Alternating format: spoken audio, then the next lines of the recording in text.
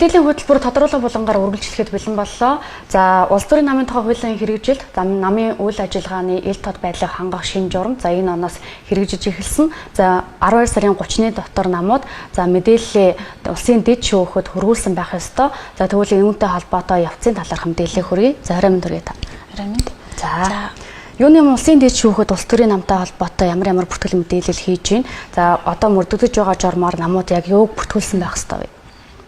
За, улс төрийн намын тухай хуулийг шинжилсэн найруулгаар 2023 онд батлагдсан. За, энэ хуулинд орсон нэг том чухал заалт бол улс төрийн намууд 2024 онд багтаж улсын дэд шүүхэд намын дүрмийн өөрчлөлтөө шинжилэн баталж бүртгүүлэх ёстой. За, энэ зохицуулалт маань нэг жилээр хойшилж 2025 оны 12 сарын 31-ний дотор болж өөрчлөгдсөн. За, ингээд өнөөдөр 2025 оны 12 сарын 31-ний дотор улс төрийн намууд дүрмийнхээ өөрчлөлтийг бүртгүүлж ирэх үйл ажиллагаа одоо явагдаж байна. За, улс төрийн одоо 37 ном улсын дэд шүүхэд бүртгэлтэй байгаа. За, эдгээрээс 15 ном бол нэлээд их энэ дэр идэвхтэй ажиллаж байна. Дүрмийнхаа өөрчлөлтийг одоо намын их хурлаараа баталж улсын дэд шүүхэд бүртгүүлэхээр ирүүлж байгаа. Гэвч одоо энэ үйл ажиллагаанд одоо гарч байгаа асуудал бол хуулинд дүрмээр нийцүүлэхдээ хуулийн шаардлагуудыг бас хангалттай биелүүлж ирэх өсөлж буцаагдах тэгээд нийт хүчин хурлаар орж одоо татгалзах ийм үндэслүүд нэлээх өргөнд гарч байна. За, өнөөдрийн байдлаар яг одоо намынхаа дүрмийг бүрэн бүртгүүлсэн байгаа улс төрийн намуудаар бол байхгүй байна. За, 15 намаас бол 30 гаруй удаа улсын дэд шүүхэд хандаж, за, улсын дэд шүүхийн хувьд бол танхим эрүү иргэн захирааны танхимуудаар тойр хэлэлцээд нийт хүчин хурлаараа эцэсийн шийдвэр гаргадаг ийм процесстэй байна. Ерөнхийдөө буцаагдах шалтгаанууд нь яг ямар шалтгаан байгаа даа тийм энэ талаарх мэдээлэл өгвөл. Дүрмийн одоо шаардлага улсын дэд шүүхийн бүртгэгдэхгүй байгаа хамгийн том одоо асуудлууд бол хуулинд заасан одоо намын хурлын онцгой бүр ирэхэд хамаарах асуудлыг одоо төлөөллийн төв байгууллагуудаараа шилжүүлж заасан. Тухайлбал одоо бүтцийн байгууллагууд байгаа шүү дээ, тийм ээ. Бүтцийн байгууллагуудын одоо нөхөн сонгуул, нөхөн бүрдүүлэгч гэдэг юм уу энэ зохицуулалтыг гэхэд төлөөллийн төв байгууллага дээр одоо заадаг байгаа нам байгаа байхгүй. Тэгэхээр нөгөө хуулинд нь намын хурлын онцгой бүр эрх гэж заасан байж хад төлөөллийн төв байгууллага руугаа тэр эрхийг нь шилжүүлэх байдлаар дүрмээрээ одоо зохицуулах юм бол болохгүй байх нь байна. За, мөн зарим намуудын хувьд энэ намын санхүүжилтийн төрийн санхүүжилт авж байгаа. Энэ санхүүжилтийнхаа хуваарлалтыг бас наривчлан одоо дүрмэндээ бас тодорхой хэмжээгээр зааж өгөх ёстой. Тэгтэл энэ дээр бас одоо хуваарлана л гэдэг байдлаар ерөнхий ингээ биччихээр энэ яаж хуваарлах вэ? Одоо ямар зохицуулалт байж болох вэ? Одоо тухайлбал одоо тодорхой үүр нэгж байгууллагууд байлаа гэхэд энэ байгууллагуудын ажлын үр дүнтэй уялдуулах юм уу, уялдуулахгүй юм уу, тийм ээ? Цахилгаан хариуцлагатайгаа уялдуулах юм уу гэдэг ч юм уу. Одоо энэ зохицуулалтыг жишээлбэл тодорхойгүй өргөцсөн байх жишээтэй. За, тухайлбал мөн одоо намын гишүүдийн асуудал байна, тийм ээ? Энэ өөрөө одоо үндсэн хуулиар заасан эвлэлтний гэдэг хэрэгтэй холбоотой гишүүдийнхаа эрхийг хангах залтуудыг одоо учир цэцэгдэлтэй хуулинд одоо зохицуулалтыг одоо дутагдуулсан байж болж байна.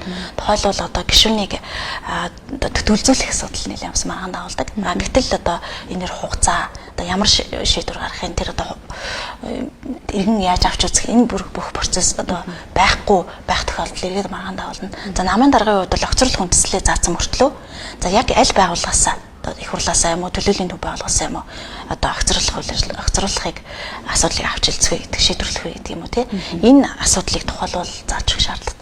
Энэ бүхэн өөрөө эргээд тухайн намын өөрийн төлөвшөлт хөгжил тэгээ нам өөрөө маргаангүй тэгээд гишүүдийнхээ итгэлийг хүлээсэн байх тийм ээ. Энэ бүхэл үйл ажиллагаанд одоо чухал ач холбогдолтой учраас намын дүрмийнхаа өөрчлөлтөнд одоо намууд маань анхааралтай одоо хариуцлагатай хандах нь зүйтэй байна. За, улс төрийн намын тухай хуулийн нэг онцлог нь хуулийг бичихэд бол одоо компани тухай хуулинд ихэд жишээлбэл компани дүрмд заагаагүй бол хуулинд одоо ингэж зохицуулснаар шийдвэрлэнэ гэдэг ингэ байж байгаа. Улс төрийн намын тухай хуулинд бол дүрмэндээ одоо дүрмээр зохицуулна гэдэг зохицуулттай. Яг тэр дүрмээр зохицуулах харилцааг бол хуулинд тухайлан зааж өгөөгүй. Тэгэхээр нам бол өөрөө бас онцгой субъект байгаа. Төрийн эрх барих үйл ажиллагаанд оролцдог. Ийм учраас өөрөө өөрийнхөө үйл ажиллагааг зохицуулах энэ боломжийг бас бүрдүүлж өгөх. Тэгээд намын дотоод асуудлуудад альж та баглан зүгээс хөндлөнгөөс оролцохгүй байх ийм боломжуудыг өртүүлэхийн тулд энэ хуулинд ингэж бас дүрмийн ач холбогдлыг өндөр өргөж зохицуулж өгсөн байдгаа. Шинэ журам энэ анаас мөрдөгдөж эхэлсэн тий. Яг гол өөрчлөлтүүд нь одоо ямар өөрчлөлтөд орсон юм. Энэ талаар мэдээлэл өгвөл. За улс төрийн намын тухай хууль батлагдсанаар 2024 оны 2 сарын 23-нд улсын дэд шүүхийн нийт жүгчин хурлаас энэ намын бүртгэлтэй холбоотой улс төрийн бүртгэл хөтлөх журмаа шинжилэн баталсан.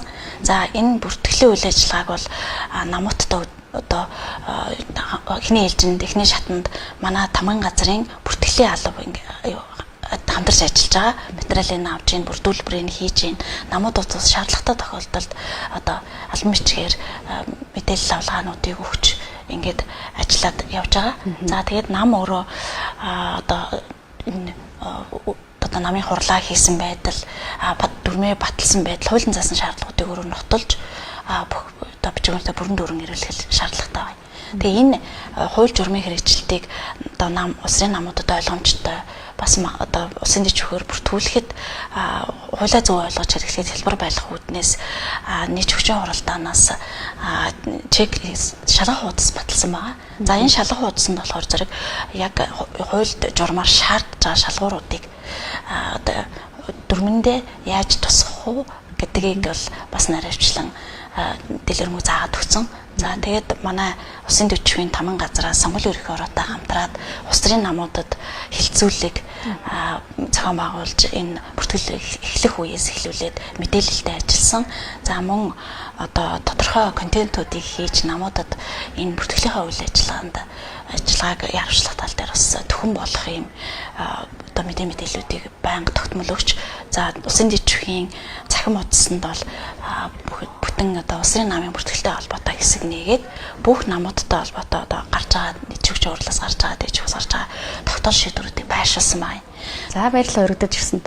За баярлалаа. За улс төрийн намын тухай хуулийн дагуу энэ оны 10 сарын 31-ний дотор за намууд дүрмийн өөрчлөлтөө улсын дэд шүүхэд бүртгүүлж хөргүүлэх ёстой байгаа.